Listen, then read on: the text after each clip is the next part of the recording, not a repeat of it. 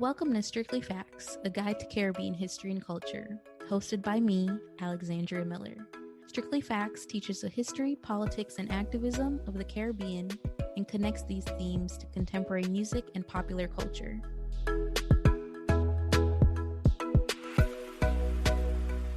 Welcome, everyone. I hope you are doing well. Thanks for tuning in to another episode of Strictly Facts, a guide to Caribbean history and culture. One thing I've always prided this show on is uncovering, or rather recovering, stories and facts about the Caribbean that often go untold. So if I mention names to you like dancehall artist Sean Paul or cricketer Ivan Barrow, what immediately comes to mind? Outside of them both being from the Caribbean, they are also both of Jewish descent. A fact that is surprising to many, the origins of Jewish Caribbeans stem as far back as the 15th and 16th centuries, especially with Jewish communities being founded from across the region with large populations in Barbados, Curacao, Jamaica, and Suriname, to name a few. Sharing knowledge is such an integral part of Strictly Facts, and as such, we have an amazing guest with us, Ainsley Henriques, Jewish-Jamaican genealogist and administrator of the Sha'are Shalom synagogue in Kingston, Jamaica, as well as Israel's honorary consul in Jamaica. Thank you so much for joining us today, Ainsley. What a pleasure it is to have you on our show today. It's my pleasure. So thank you. Oh, of course. As I mentioned, many don't know this sort of longer history of Jewish Caribbean, history, stories, etc. But why don't we begin with your family's own history and arrival to Jamaica and what sparked your interest in genealogy? Well, certainly I'd be happy to do that. I can trace my family as a genealogist back to fleeing from Lisbon in 1492, ending up in Istanbul, being able to practice Judaism. I also am a descendant of one of the sons of a Rabbi Isaac Belinfante, who came to Jamaica in the 1700s as a Hebrew teacher. So the idea that Judaism and Hebrew were part and parcel of a group of people living in Jamaica for over 350 years is really fact, not fiction. Now, when you look at the history of the names in Jamaica, you will find that we have hundreds of thousands of Jamaicans who are primarily Christian, who have Jewish ancestry. And that's nothing wrong with that. We do not condemn them for it. In fact, I even praise them for having a Jewish ancestor. So that's part of it. And I also share with them the history and the records of the Hebrew Bible. So it's not a question of anti-Semitism. In fact, I would argue, whilst we're on the subject or the name of anti-Semitism, that Jamaica has the least anti-Semitic activity of all the countries I watch throughout the world. And I've been involved with this for over 50 years. Where the rest of my family come from? Primarily Portugal, but at the same time, I do have a grandmother that turned up as a refugee from the Ukraine in the 19th century, late 19th century. So yes, and she ended up living in Jamaica for over 70 years. So that's a whole nother story of something else, okay? And then if you really want to add a little bit more excitement to it, I will tell you that my late wife was ethnically part Chinese, part African, part Scottish. So when my children were going to college, they said, "Daddy, who are we?" And I said, the answer is simply ALL. All of it, a very big mixture. That's a feature of Jamaica, and that's one of the very strong features that we are very proud of, that we are really out of many one culture. I didn't say one people, I said one culture, because I don't think that the concept of people overrides the concept of ethnicity. I think we recognize that we all share the same tastes, the same clothes, the same diet, the same this, the same that, out of one culture. Beautifully said. Thank you. So jumping a bit into this larger history, Jewish history in Latin America and the Caribbean first begins on some end with the conversos, or Spanish and Portuguese Jews, who for some of them were forcibly converted to Catholicism and later migrated across Europe and then further west, ending up in the Caribbean. Could you walk us a bit through this history of Jewish migration to the Caribbean, maybe even in particular nations like Jamaica or Suriname or Cuba? Well, you made it absolutely clear that that was really the beginning of the migration out of, fleeing from the Inquisition, the forced conversion or the forced religious beliefs that were instituted by Ferdinand and Isabella after the Battle of Granada, and when they kicked out the Moors and the Jews. And so, yes, we do go back that far. And we were, in some instances, when we fled to Portugal, we were forcibly baptized and we became conversos. And yes, I don't have an apology. I think some of my family were practicing Catholics at one stage of their history. So that's not a major problem. And because the idea that you can be Jewish or you can be Catholic or of any belief system is up to you, the person, not the blood that you run through your veins. And that's really what I think is very important for us to understand. So yes, we ended up in these countries because there were a variety of changes in Europe that allowed us to settle in these countries. And that's really the big important part. The Dutch were extraordinarily recognizing the right of people to worship as they wish. So Curacao, Suriname were two of the major settlements. And of course, before that, it was Recife in Brazil. And that was the first major settlement of Jews in the Americas. Most of the Americas were Spanish. And then the English started capturing some of these islands, and Jamaica was captured in 1655. And by the 1656, they allowed Jews to settle in Jamaica officially.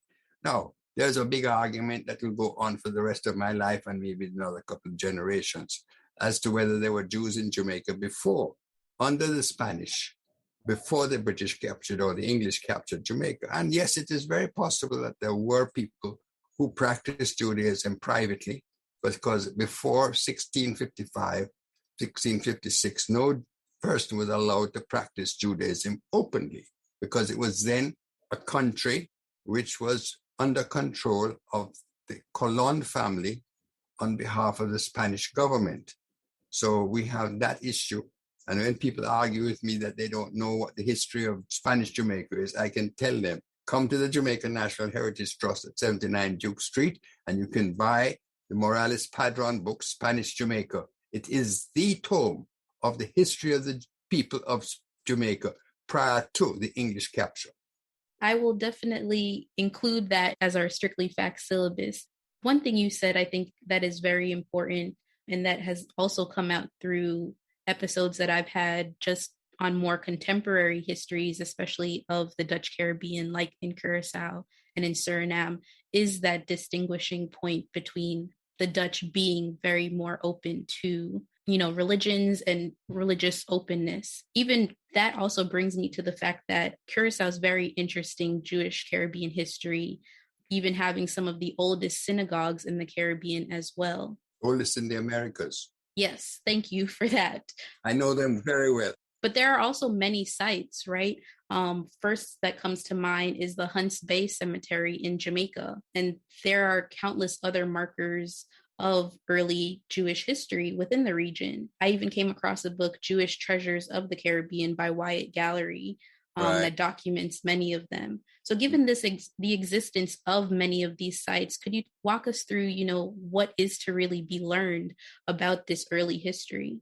Well, the early history of Jamaica under the English, and I have to repeat one very interesting thing. The English were no longer a royalty when Jamaica was captured. It was a commonwealth which was run by Cromwell.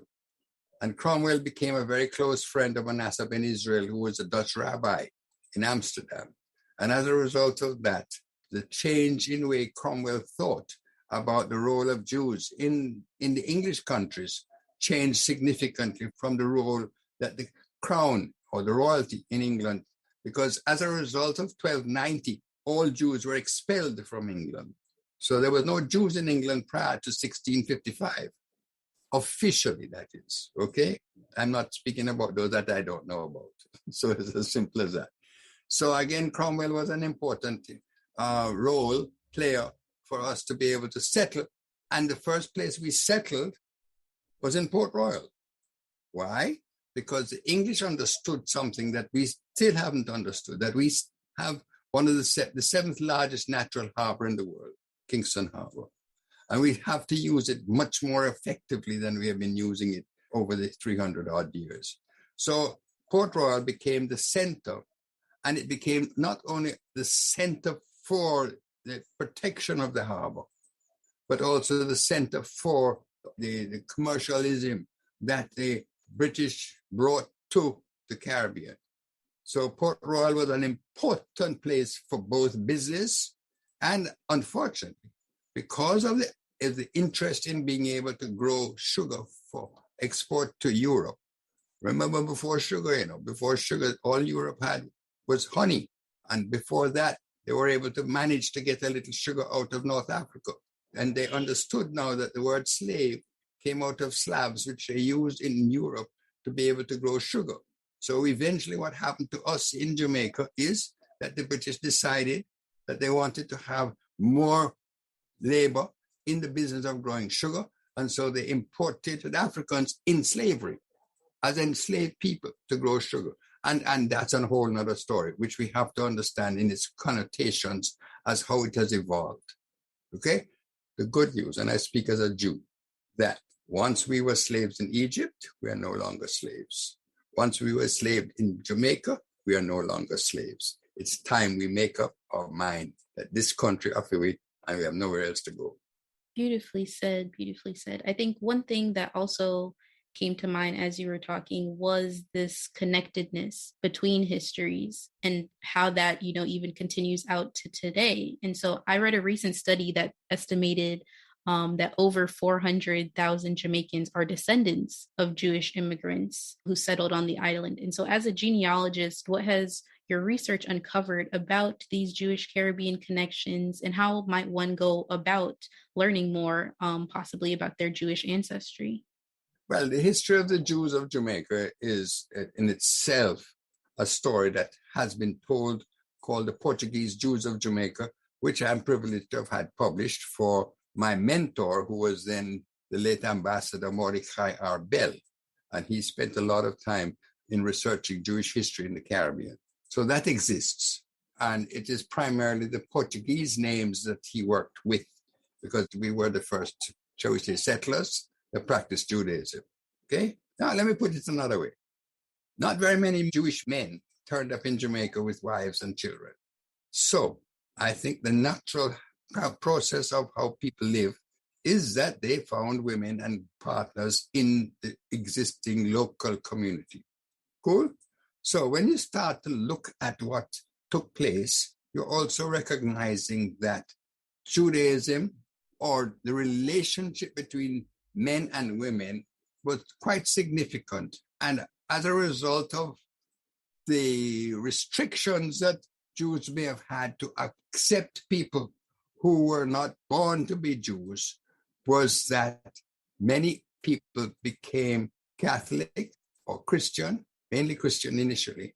And as a result of that, we have hundreds of thousands of Jamaicans who are in all shapes and sizes and forms and places, coming from Jewish families, including the fact that some of them are major players in Christian religion. So what's wrong with that? The answer is nothing. And recognizing whom we are is an important part of being comfortable with the idea that there was nothing anti-Semitic on who we have emerged from. So what is my story? My late wife was a Catholic, went to church, and eventually, after we married, determined that what she was going to do was convert to Judaism, and she did. And when she died, she's buried in Orange Street in a Jewish grave. So it didn't change anything. It never destroyed cemetery. It never gave her disgrace. It was a whole recognition that took place in her lifetime and with her death. In fact, I go further. She traveled the Caribbean and Central America with me as my wife when I was active in Caribbean and Central American Jewish activities. And she was very popular, much more popular than I was, because she was a beautiful woman. I think that really, highlights the work that's being done by organizations like the Jamaican Jewish Cemeteries Preservation Fund and other such organizations, where you can really trace back certain records and archives to do that sort of recovery work of people's own lineages. The concept of genealogy and family history is no longer a restrictive opportunity. It is much more widely open now. And you mentioned Hunts Bay. And Hunts Bay was really the cemetery in which Jews could be buried across the harbor, because Port Royal, if you started to dig a hole in Port Royal, you ran into salt water. And you couldn't bury anybody in salt water. So Hunts Bay, from the earliest known recorded grave, is 1672. That's a long time ago. And the name of that family was Gabe, which is an important Jewish name. And you have Jamaicans today who have the name Gabe and may have been descended from that family. And, so be it. So Hunts Bay was an important cemetery. Spanish Town became a major center for Jews living in Jamaica after the earthquake of 1692. And as a result, Spanish Town has remaining 3 cemeteries. So that's part and parcel of another story. And then as Jews settled around the island, then small cemeteries were created to be able to bury them, because otherwise you have to get in a horse and buggy and carry the body back to Kingston to bury them somewhere in Kingston. And I happen to be from an exclusive community where there was no cemetery for Jews. I come from Morant Bay. I'm not a Kingstonian. I am Morant Bay, St. Thomas born Jamaican, and proud of it. And I come from near Stony Gut. So yes, one of my 2 heroes is Paul Bogle. So there you are. That's a quick fix on where I've been and where I come from. And I did start with growing bananas. My early life was understanding the growing of bananas. And yes, if you really want to test me, I am a tallyman, trained tallyman. And only difference between me and my cousin Harry is that he can sing, I can't. If anybody did not get that reference, I will put it in our show notes. I got the reference. One other question I wanted to ask, though, of course, is the fact that moving away from this early history, of course, right? How does Jewish life then, or, practicing Jews in Jamaica then become what we sort of know as today? I know there are a few synagogues in practice, like the Sha'are Shalom. And so what are some ways to learn more about Jewish history today? There is only one synagogue left in Jamaica of any consequence with the history of its people, what is the Sha'are Shalom Synagogue. And at the Sha'are Shalom Synagogue, we created a museum. So there is a history there that people can visit and go through. We used to run tours of that, particularly for school children. For the reason that it's no longer is because of COVID. So we can't gather the people there. We're now working on looking at other aspects of how we can share our knowledge, and that includes live streaming. And that's something that I also plan to be working with. I did the first live stream in October on the Norman Washington Manley program of the Award for Excellence. And it's available on YouTube. So it really became a new story that you don't have to be there. You can go there. And the use of technology is something I think we're going to have to depend more on as we go through the changes that are taking place. So the histories are there to a certain extent.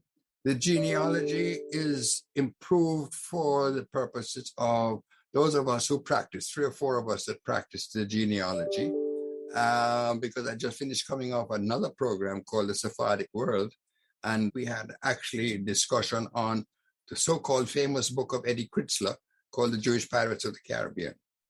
And that was written in Jamaica. In fact, I go further. It's written in my house to a large extent, because my wife used to tell Eddie, if you don't finish a book, you can't get any breakfast. So that's a whole other story in which I've been involved with. Yes, I have a lot of stories. I'm also very interested about the different connections between, Jewish communities across the Caribbean. So what are some of the ways more contemporarily that, maybe Jewish communities in Jamaica and in Curacao and Suriname, et cetera, in Barbados are all coming together now? They're coming together to a certain extent, because one of the things which we do have is what is known as a Jewish lodge, B'nai B'rith. It was very active 40 years ago, and I was very active in it. In fact, I was vice president for the Caribbean and Central America. So I literally knew everybody in 10 countries. It was quite an amazing experience. Today, it's not quite as active for the simple reason that you can communicate with technology today that you don't necessarily have to go and visit and sit down with and talk to. So, there are all sorts of aspects to that which has changed. And the other part of it is that a lot of migration has taken place and a lot of integration has taken place, assimilation rather. So yes, we have a lot of people who were Jewish, were from Jewish families who are no longer practicing as Jews, not disrespected, but at the same time more comfortable with practicing the religion of their spouses in particular, or what they determine, which is a more comfortable way of believing in God. So I'm not quarreling with them, but that's part of what has happened. And in a similar way, also the opportunities that have been created for people, in particular the younger people, when they go away to college, to find economic opportunities that allow them or encourage them to stay away. So that's part of the problem. And it's not just a problem which we have for people of Jewish origin. It's a problem we have for young people, full stop, in the Caribbean. Something like 70% of all the people who graduate from the University of the West Indies don't stay. They go. Now, okay, so how do we bring them back? How do we create the opportunities to bring them back into the country?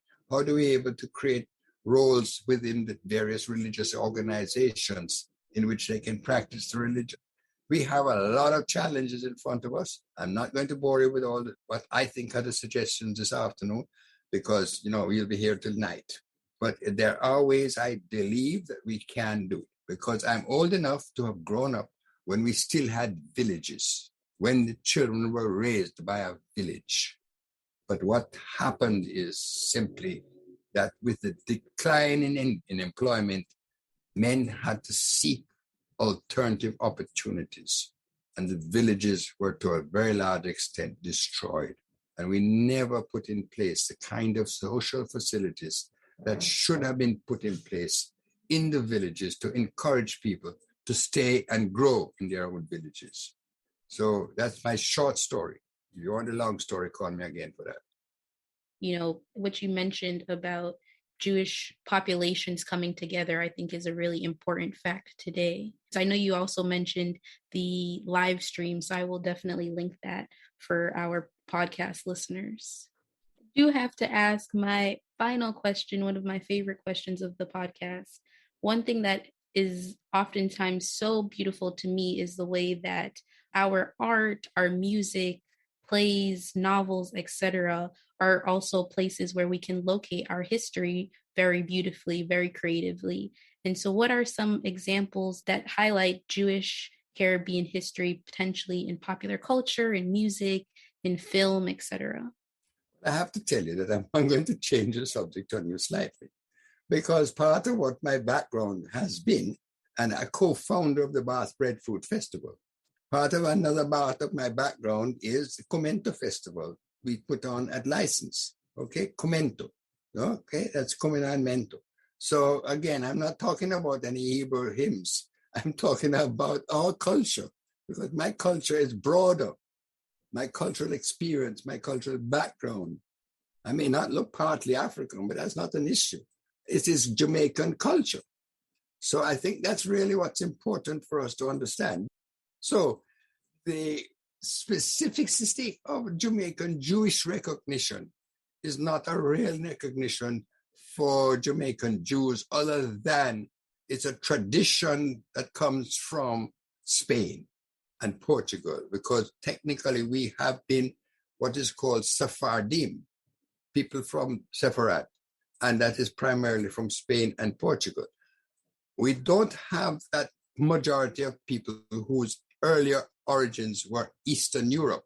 That is a major activity that takes place in the United States of America and has very little to do with us, except my grandmother, and she quickly gave up that and became a Sepharad herself. So that's another story. Although she grew up in an Orthodox home in a village in the Ukraine. So again, we're talking about a plurality and a mobility. That's what I think is one of our strengths. And that very many people who are Jewish can speak to these range of relationships and expressions that I'm sharing with you. So I think this is an important concept, right? And of course, people will look at me and say, well, where you come from?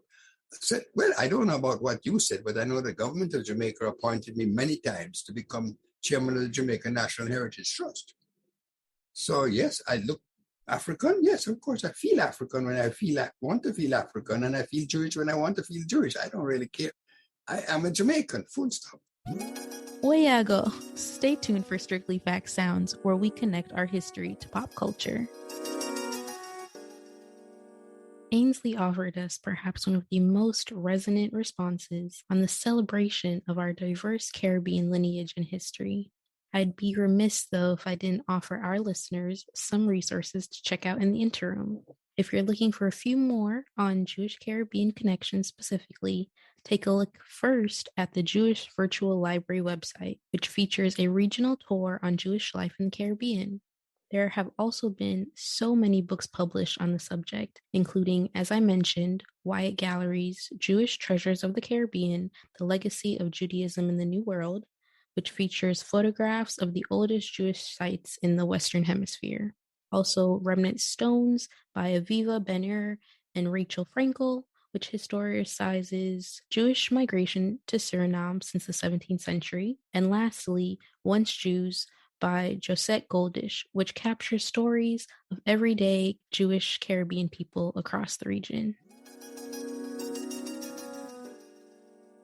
You know, as you said, we are many of one culture. And so despite the fact that we, as a people, may have Spanish ancestry, Irish ancestry, Jewish ancestry, African ancestry, you know, and so on and so on and so on, we are all still of one culture, as you said so beautifully. Thank you so much for being here today. I really appreciated you sharing so much with us today, and for our listeners as well for tuning in. As always, I will have links to many of Ainsley Henriques' mentioned documents and organizations in our Strictly Facts podcast syllabus. We hope you learned a bit of new about Caribbean history today, and we look forward to sharing with you more. Little more, everyone. Thanks for tuning in to Strictly Facts. Visit strictlyfactspodcast.com for more information from each episode. Follow us at Strictly Facts Pod on Instagram and Facebook, and at Strictly Facts PD on Twitter.